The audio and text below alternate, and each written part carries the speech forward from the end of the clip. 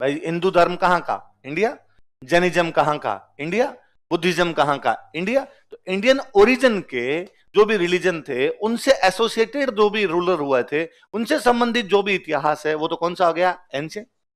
इस्लाम भारत में बाहर से आया, इस्लाम भारत का नहीं था, वो अरब के अंदर आया, अरब से भारत में आया। तो इस्लाम के आने के बाद, मुसलमान राजाओं के आने के बाद भारत के अंदर जो कुछ हिस्ट्री है वो कौन सी मान ली गई? मिडिवल।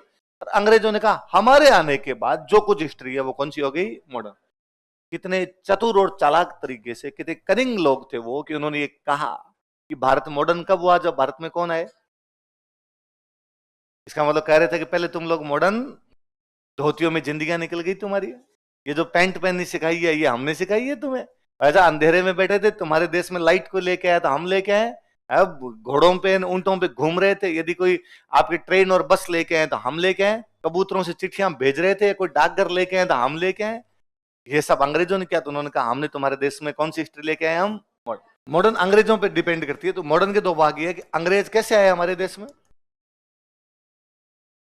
क्या किया, कैसे आए, कैसे हमारे राजाओं को उन्होंने हराया, कैसे हमारे राजाओं से हारे, या फाइनली उन्होंने किस प्रकार भारत पे कब्जा किया। एक पूरा सेगमेंट हम ये पढ़ते हैं कि अंग्रेजों का भारत पर कब्जा किस रूप में हुआ था। इधर ट्रेड के रूप में, और भले उनका एम्परियलिस्टिक जो एक्सपेंशन था उनके रूप में हुआ, पर हम वो दोनों चीजें पढ़ते हैं। साम्राज्यवादी उनका विस्तार है वो, और उनका जो व्यापारिक विस्तार हुआ था वो दोनों पढ़ते हैं। जब एक बार वो स्टेब्लिश हो गए हमारे देश के अंदर, एकदम उनका रूल ढंग से आ गया था, हमने उनके खिलाफ लड़ाई लड़ी है। हमने उनके खिलाफ बाद में नेशनल मूवमेंट चलाया। क्या चलाया? ये हमारा दूसरा पक्ष है। तो हम दो पक्षों में बांट के पढ़ते हैं, अंग्रेजों का देश में आना और अंग्रेजों के खिलाफ मूवमेंट ही चलाना। और अंग्रेजों के खिलाफ मूवमेंट चलाएगा तो अंग्रेज हमारे देश से चले गए, तो आप ये कह दो अंग्रेजों का देश में आना और अंग्रेजों का देश से। ये मॉडर्न है, आपके दो भागों के अंदर बांट के पढ़नी है कि किस प्रकार आए थे और उनको भेजने के लिए हमने क्या क्या प्रयास किए। दो अलग अलग भागों में बांट के पढ़ते हैं। ये जब हम पढ़ते हैं, इसके अंदर हम ये पढ़ते हैं कि जब अंग्रेज आए तो उन्होंने हर प्रकार के अलग अलग चीजें, कैसे उन्होंने ट्रेड किया होगा, कैसे हमारे यहाँ के लोगों से कोई बैटल्स लड़े होंगे, या अदर यूरोपियन कंपनी जो थी उनसे बैटल्स लड़े होंगे। हम ये भी पढ़ते हैं कि उन्होंने हमारे एडमिनिस्ट्रेशन में क्या क्या चेंज किए थे। अच्छे बुरे अलग चीज है, पर हम ये तो कहेंगे कि सब ट्रेन लाए तो वही थे। क्यों लाए, काम की थी कि नहीं थी, हमारे पर क्या असर पड़ा, वो एक अलग चीज है। पर ट्रेन लाए अंग्रेज, क्यों लाए, काम की थी कि नहीं थी, पर डाक घर, पोस्टल सिस्टम लाए कौन? अंग्रेज। आज दिन तक जो चलती है, सही है या गलत है, देश में चलानी है कि नहीं चलानी है, वो हमारा डिसीजन है। पर ये जो एजुकेशन सिस्टम जिसमें हम अब तक पढ़ रहे हैं, ये कौन लेके आए? सौ किंतु परंतु हो सकते हैं। आप और मैं इस बात पर बैठकर भी डिस्कस कर सकते हैं कि सर ये वाला सिस्टम तो बड़ा बकवास है और ये बंद कर देना चाहिए।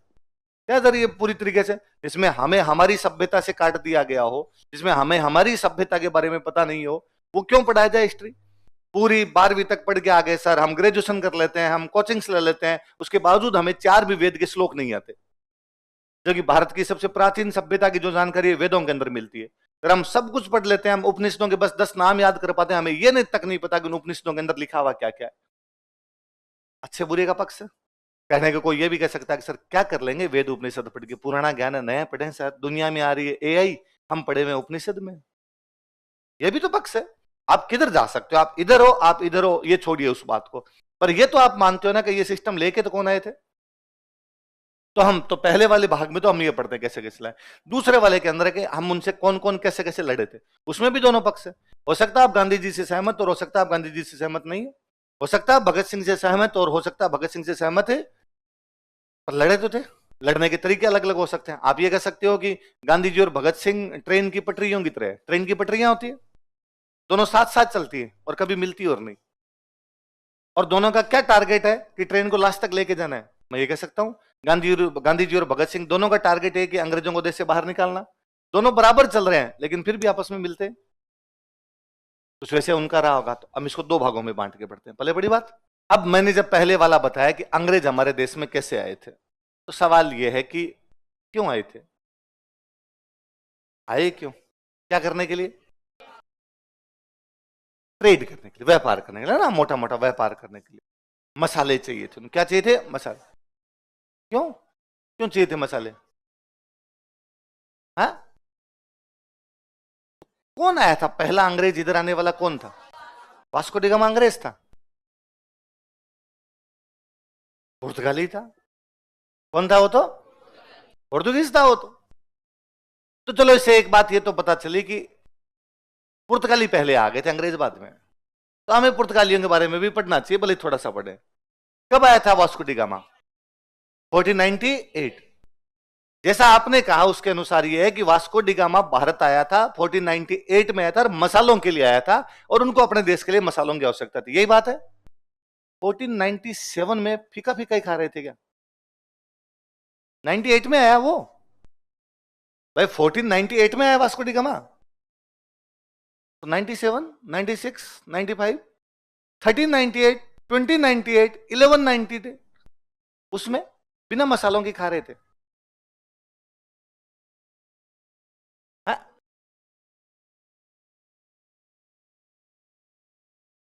उसमें क्या था? मतलब एक अचानक 1498 में वास्को डी गामा ने कहा मैं मसाले के बिना नहीं खाऊंगा, और ये अच्छा नहीं लगता, आमलेट मुझे बिना मसाले के तो एकदम अच्छा नहीं लगता। उसकी मम्मी ने कहा जा मसाले लिया, उसने कहा इंडिया जा रहा हूं, यार यहां से मसाले लेके चला गया, ऐसा कुछ हुआ। तो है? तो पहले क्यों नहीं आए वो? 98 में क्यों आए? उससे पहले आ जाते। और 1498 में क्यों? 1398 में आ जाते, 2098 में आ जाते। क्या ऐसा, सोचो इस बात को ना, थोड़ा सा रेशनल हो गए, सोचो क्या ऐसा हो सकता है क्या जिस देश के बारे में वो जानते ही ना हो, या मैं चेंज कर देता हूं, जिस देश में वो कभी आए ही ना हो, उस देश को ढूंढने के लिए निकल जाए? भाई ये हो सकता है कि आपके दादाजी आपको कहे क्या जयपुर में गलता जी का घाट है, जाना। आप पापा से पूछो गलता जी का घाट कहाँ है, पता ही नहीं। मतलब दादाजी तो गलता जी घाट जानते थे, या परदादा जी गलता जी घाट जानते थे, दादाजी और पापा वाली पीढ़ी दोनों भूल गई, और परदादा जी चले गए, और पता था जयपुर में गलता जी का घाट है, आपने एक दिन हिम्मत कर ली, गलता जी घाट चले गए। कुछ ये है, यूरोपियंस बहुत पहले बहुत पहले बहुत पहले भारत आया करते थे, सी रूट से आया करते थे, समुद्री मार्ग से आते, मसाले ही लेके जाते। हम उनके बहुत पहले से दोस्त हैं, कोई वास्को डी गामा नहीं, जो पता नहीं किस मूर्ख ने हिस्ट्री लिखी जो थर्ड क्लास से पढ़ाना शुरू किया कि वास्को डी गामा ने भारत की खोज की। हम लाभ क्या, कोई गुमशुदा की तलाश थोड़ी थी तो वास्को डी गामा आ गया। हमारे इतिहास के बारे में उनको बहुत जानकारी थी, बहुत ज्यादा। एक राजा का नाम यदि कभी आप किसी ने सुना हो, सुना किसी ने नीरो का नाम? नीरो, ठीक सुनना, देखो बात है ना, ध्यान देना। किसी समय यूरोप में एक बहुत बड़ा एम्पायर हुआ जिसका नाम था रोमन एम्पायर। रोमन एम्पायर की राजधानी है रोम। पूरे यूरोप को एक जगह बैठ के कंट्रोल किया जाता है, उस जगह का नाम क्या है? इस रोम में एक राजा हुआ था, उसका नाम था नीरो। बड़ा क्रूर टाइप का आदमी था, जनता को दुख दिया करता था। कहते हैं अकाल पड़ा हुआ था पर वो मस्त रहा करता था। उसकी वाइफ दूध से नहाया करती थी, गुलाब की पत्तियों से नहाया करती थी, तो इजिप्ट से दूध और गुलाब की पत्तियां मंगवा लिया करता था कि मेरी पत्नी के नहाने के लिए आना चाहिए। बच्चे जब भूखे मर रहे थे तो उसकी पत्नी दूध से नहा रही थी।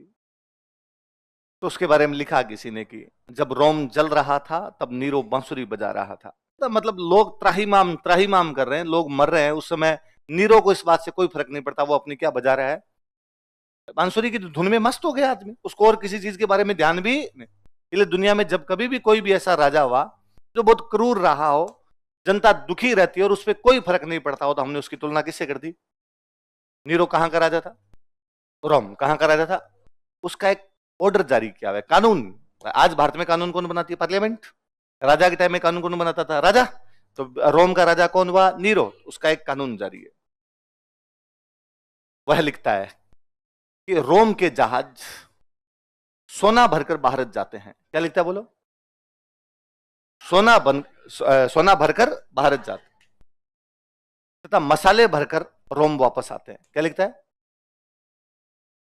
इसका मतलब एक जहाज सोना भर के कहां पे गया? भारत। सोना उतारा और वापस क्या लेके गया? ट्रेड पॉलिसी पढ़ रहे हो ना? व्यापार घटा है ये तो, ट्रेड डेफिसिट है। सोने के बदले में मसाले दिया क्या हमने? गोल्ड। लिया क्या? तो उसने कहा भाई साहब ये ट्रेड घटा है, ऐसे थोड़ी होता है व्यापार कि दें तो ज्यादा और ले कम। कि भाई अपने को कोई एक चीज लेके आनी थी, ये लेके आना था इसके लिए, पढ़ाने के लिए, और अगले ने रुपए मांगे कि साहब इसके तो रुपए मैं लूंगा 10 लाख, और हमने कहा दे दे यार, चलो क्लास तो लेनी है, भले ही 10 लाख लग जाए।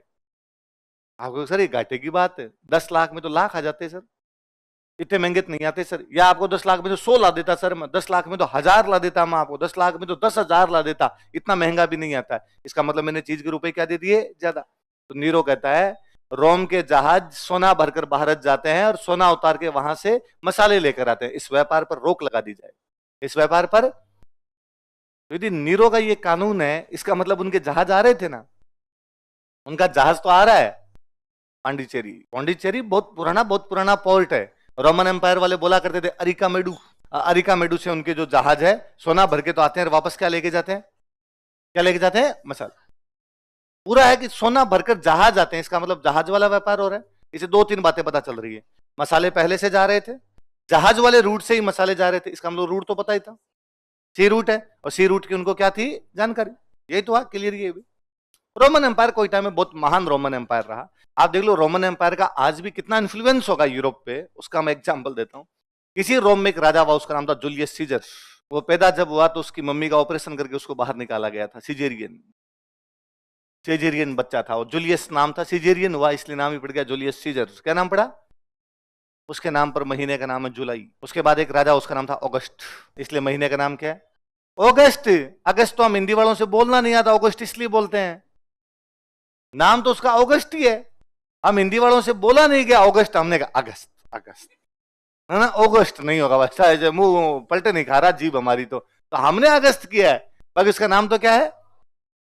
ये तो असर है उन राजाओं का, रोम के राजा क्या रहे होंगे। अच्छा, यूरोप का धर्म कौन सा, ईसाई, क्रिश्चियन है, वो क्रिश्चियन है सारे के सारे।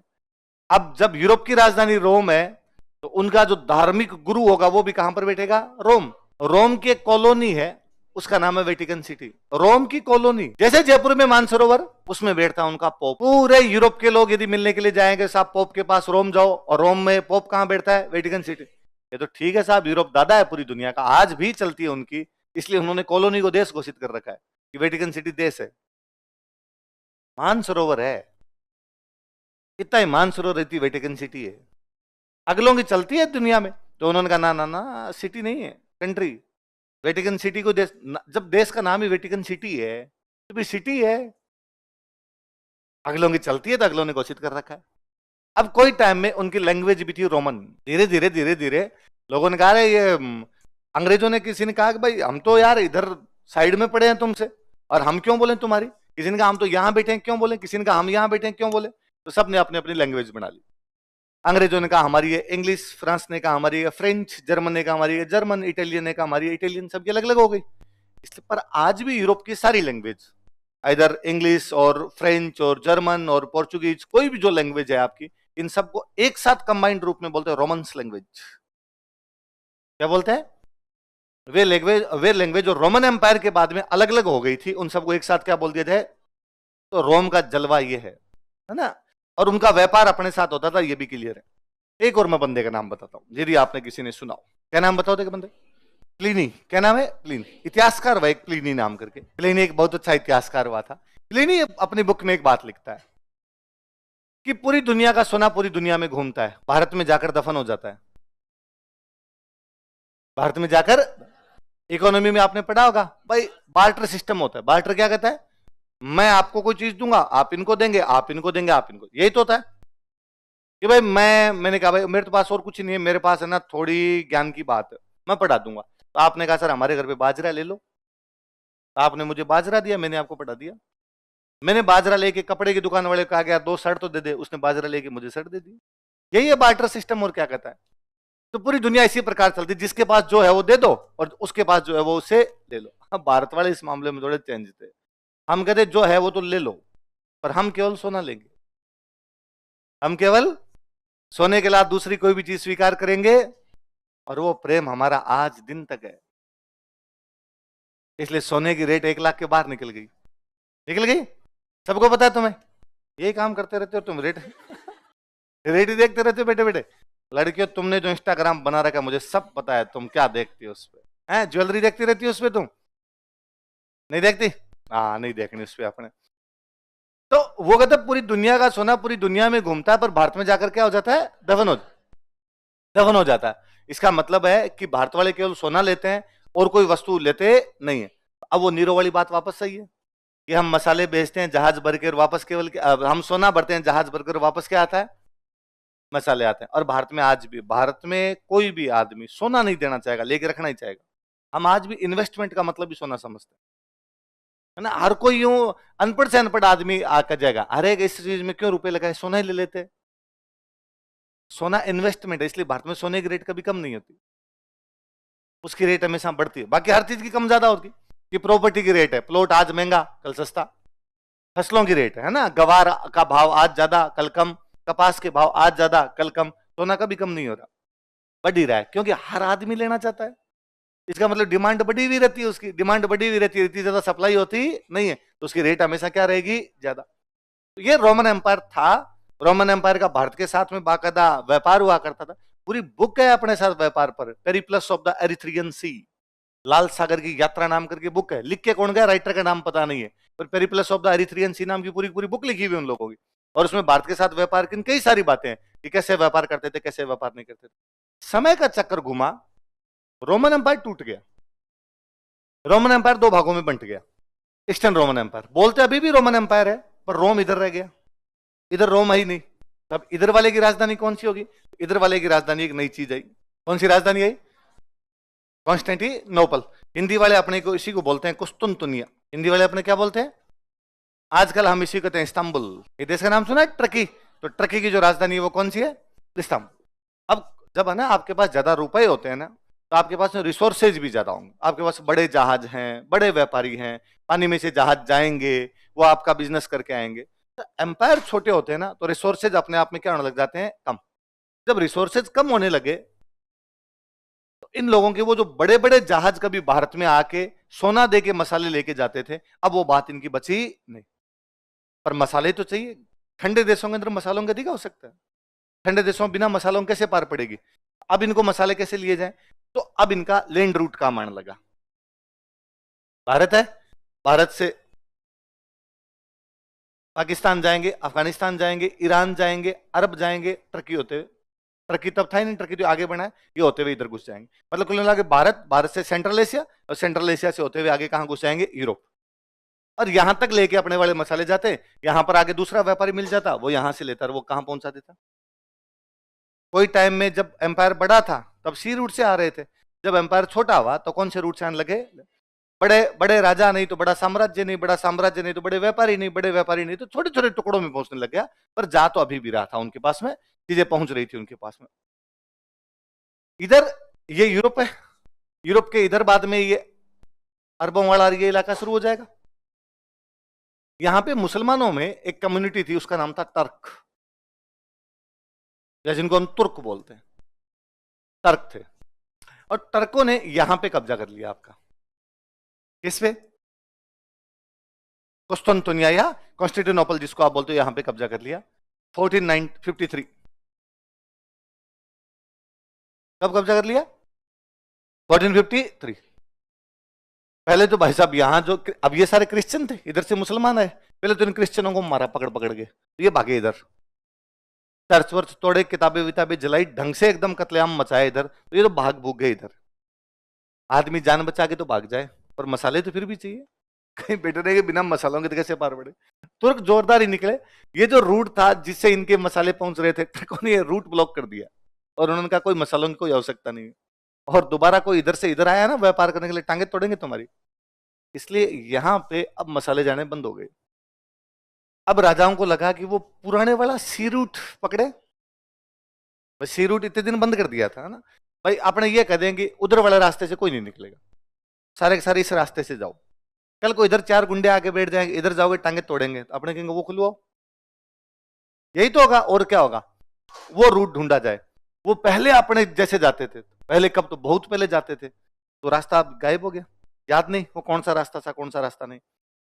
इन दोनों ने घोषणा की कि भाई जो कोई भारत जाने का रास्ता ढूंढेगा हम इनाम देंगे, जो कोई भारत जाने का रास्ता ढूंढेगा उसको हम जहाज, भारत जाना चाहे भाई लंबी दूरी तय करनी पड़ेगी ना, यदि कोई लंबी दूरी तय करना चाहता है तो हम उसको जहाज देंगे, हम उसको हथियार दे देंगे, हम उसको पैसे दे देंगे, और जाओ, इनाम भी देंगे उसको। कोई नहीं आ रहा, इतना लंबा कौन जाए। एक होता है क्या, रेगुलर कोई जाता रहता ना तो पार पड़ जाती है, वो रेगुलर नहीं जाता है तो पार पड़ती नहीं। मैं सिंपल सा एग्जांपल देता हूं। स्प्रिंग बोर्ड है, आरएस की आईएएस की तैयारी करवाता है, आरएस के बैच भरे पड़े रहते हैं, आईएएस में तुम इतने से बच्चे हो। कारण, क्योंकि अपने लोगों को अभी तक लगता है आईएएस नहीं होगा, उन्हीं अपने लोगों को सबको लगता है आरएस तो कर ही लेंगे। ये लगने की बात है ना। आरएस में अभी तक भी लोगों को लगता है अरे आरएस वो फलान जी लगे थे, हम भी लग जाएंगे, उनके आसपास में कोई ना कोई लग गया। आईएएस उनके आसपास में लगा नहीं, बाकी सेम ही तैयारी है। क्या अंतर है आरएस और आईएएस में, क्या अंतर है पता है तुम्हें? तुम्हारी फीस थोड़ी ज्यादा है, वो इसीलिए ताकि तुम्हें लगे कि अलग पढ़ाएंगे कुछ, है ना, तुम्हें बावड़ा बनाया जा सके। क्या चेंज करेंगे? क्या मैं या कोई दूसरा मास्टर मॉडर्न इंडिया पढ़ाने के लिए आरएस के बैच में जाएगा तो वहां ये कहानी ऐसे नहीं बताएगा, वहां चेंज कर देगा कि ना पुर्तगाल नहीं है, डायरेक्ट डच डच करेंगे शुरू, तुम आरएस वाले हो, तुम्हें आईएएस जितना पढ़ाएंगे। ऐसा हो सकता है कि लक्षिता मैम ज्योग्राफी पढ़ाते समय हिमालय की ऊंचाई थोड़ी नीची कर दे आरएस वाले बैच। आईएएस में तो 8,848 लिखवा के आई थी, तुम 40 कर दो, 8 मीटर तो खा जाऊंगी मैं, फीस कम मिली है तुम्हारी। कैसा हो सकता है? कैसा हो सकता है कि सर कोई उधर क्लास में पढ़ाए, मिडिवल पढ़ाए और उसके अंदर कह दे बाबर का बाप चेंज, आईएएस के बराबर नहीं बताया जा सकता। क्या क्या चेंज होगा? उल्टा आरएस में ज्यादा पढ़ाते हैं तो राजस्थान जी की ओर पढ़ानी पड़ती है, तुम्हें कम पढ़ाते हैं, तुम्हारी तो लगती नहीं है। पर यदि तुम्हारी फीस कम करें तो तुम एडमिशन ले तुम फिर कुछ ना कुछ कमी है। आईएएस आईएएस होता है ना, हाँ होता है। आरएस और आईएएस में उतना ही फर्क है जितना बीड़ी और सिगरेट में, है ना। राजीव है ना तुम सर, मजा आया ना तुम्हें? है फर्क है भाई साहब बाकायदा, पर चीजें सेम ही रहती है। ये कॉन्फिडेंस की बात है। मैं कहता हूं जिस दिन आपके बहुत पास का कोई बंदा आईएएस लग गया ना, उस दिन आप सब इसी बैच में एडमिशन लेंगे। और लोगों को लगे नहीं यार ये तो सेम ही है, किया जा सकता है। भाई मैं तो इस बार त्रिलोक सर आए थे क्लास में, उनका डायरेक्ट आईएएस ही हुआ, आरएस में नहीं हुआ। अभिषेक जी वो पिछली बार आरएस दिया था उसमें नहीं हुआ, इस बार आईएएस में हो गया। ऊपर सीढ़ियों में चढ़ते समय ऊपर कानाराम जी की फोटो लगी हुई है, कानाराम जी का आरएस में नहीं हुआ था, सीधा आईएएस में ही हो गया था। पर मैं से खूब सारे जानता हूं जिनका आईएएस में नहीं हुआ, आरएस में हो गया था। वास्तव में तो जब आप ये बोलते हो ना हम आईएएस की तैयारी करते हैं ना आरएस की तैयारी करते हैं, आप बोलते गलत हो। होना ये चाहिए कि हम सिविल सर्विस की तैयारी करते हैं। उसके दो है, एक ऑल इंडिया सर्विस है, एक राजस्थान सर्विस। हाँ हम ऑल इंडिया का पेपर देते हैं हमारे, और हम कोरोना से पहले तक हम ऐसे ही बोलते थे कि तुमसे जब कोरोना के बाद वाली पीढ़ी आई है ना, तुमने ये वर्ड यूज में लेने शुरू किए हैं कि हम तो इसकी तैयारी करते हैं और उसकी तैयारी करते हैं। पहले जैसे मुझे याद है कि एग्जाम दिया, तैयारी करने के लिए आया मैं, आरएस के बीच में बैठा, आरएस का पेपर दिया, प्री पास हो गया, मेंस दिया, मेंस का पेपर दे दिया, रिजल्ट अभी तक आया नहीं। अब मैं क्या करूं? मुझे याद है मैं जैसे मेरा मेंस हुआ था पहला, मैं दिलीप सर के पास गया, सर ये तो हो गया, मेंस तो हो गया, अब क्या करूं? सर ने कल आईएएस वाले बैच में जाना, इस बार आईएएस का फॉर्म भर दो, देना है। फॉर्म भरा, एग्जाम पास में आया, सर के पास वापस गए कि सर एग्जाम देना, सर ने कहा नहीं देना, ऑप्शनल तैयार हुआ तुम्हारे के नाम, अगली बार देना। सर फॉर्म भरा हो तो कोई बात नहीं, तो पढ़ा रहना, दे क्या है, अगली बार देना। अगली बार दिया वो पेपर। कोई ऐसा सोचता भी नहीं था यार ये पेपर और ये पेपर अलग अलग है। आईएएस दिया, कोई स्टूडेंट है जिसने आईएएस, मान लो मैंने नहीं दिया उस साल, किसी ने दिया उस साल आईएएस, क्या हो सकता है, या तो पास या फेल। पास हो गया तो वापस मेंस देता, मेंस देने के बाद वापस, अब क्या करूं, इतने में आरएस वाली वैकेंसी फिर आगे आई हुई रहती, वो देता। फेल हो गया, प्री में फेल हो गया तो वापस लगता। आरएस के आ रखी तो ठीक है, नहीं आ रखी तो वापस। पॉलिटी, इकोनॉमी, ज्योग्राफी, साइंस और हिस्ट्री, ये तो 5 सब्जेक्ट सेम ही है, पढ़ लूंगा, जो वैकेंसी आएगी वो दे लूंगा। इसमें इतना क्या सोचना है कि ये दूं वो दूं। अब स्टूडेंट एडमिशन लेता है आरएस में, फिर देता है पटवारी, देता है ग्राम सेवक, तुम एडमिशन लेते हो आईएएस में, थोड़े दिनों बाद तुम भी मुस्कुराते हुए कहते हो सर चेंज कर देंगे थोड़ा ट्रैक, एकदम बिना पूछे ट्रैक चेंज कर ही लेते हो, उसमें हमारा क्या पूछना होता है। ये का ये उनके है। स्पेन और पुर्तगाल 2 बड़े राज्य हैं, उन 2 राज्यों के जो राजा और रानी है उन्होंने अपने लोगों को कहा है कि जाओ और जाके इंडिया से मसाले लेके आओ, कोई सामने नहीं आ रहा है। एक दिन एक लड़का अपने घर में आमलेट खा रहा था, उसने अपनी मम्मी से शिकायत की कि मम्मी इतना फीका आमलेट क्यों लेके आई हो, ये क्या फीका फीका आमलेट है। और मम्मी ने रसोई से चिल्लाते हुए कहा कि इतना ज्यादा स्पाइसी आमलेट चाहिए ना तो भारत चला जा, और भारत से जाके और मसाले लेके आ जा तो डाल दूंगी। मैं कहां से लेके आऊं? उसको हिट की बात, उसने कहा यार मम्मी ने डायलॉग सुना दिए। वो गया क्वीन इसाबेला के पास। किसके पास? और क्वीन इसाबेला को जाकर, क्वीन इसाबेला मुझे वो जहाज दो, मुझे वो हथियार दो, मुझे वो रुपए दो, मुझे वो बंदे दो, और मैं इंडिया जाऊंगा। और इंडिया जाके क्या लेके आऊंगा? वो जहाज लेके निकला, पानी में चलता जा रहा है, चलता जा रहा है, चलता जा रहा है। ये यूरोप है। अब वो चल रहा है, चल रहा है, चल रहा है। अब उसको यूरोप से आना था इधर, पानी में रास्ता पता नहीं चला, वो चला गया इधर। चलता चलता चलता चलता चलता चलता अचानक एक जगह उसको कुछ लोग दिखाई दिए और उतरा। उसने कहा इंडिया पहुंच गया मैं। वहां के लोगों ने कहा मूर्ख, गलत आ गया, जाना था ईस्ट में, आ गया वेस्ट। जाना था ईस्ट में, आ गया। उसने कहा थक गया मैं, जहां आ गया वही ठीक है। आज के बाद तुम्हारा नाम है वेस्ट इंडिया। तुम्हारा नाम क्या है? कोलंबस अमेरिका की खोज कर गया। वो जानते नहीं थे अमेरिका नाम के कोई महाद्वीप है। मसालों के चक्कर में गलत चले गए। इसलिए अमेरिका की खोज हुई है, हमारी नहीं हुई।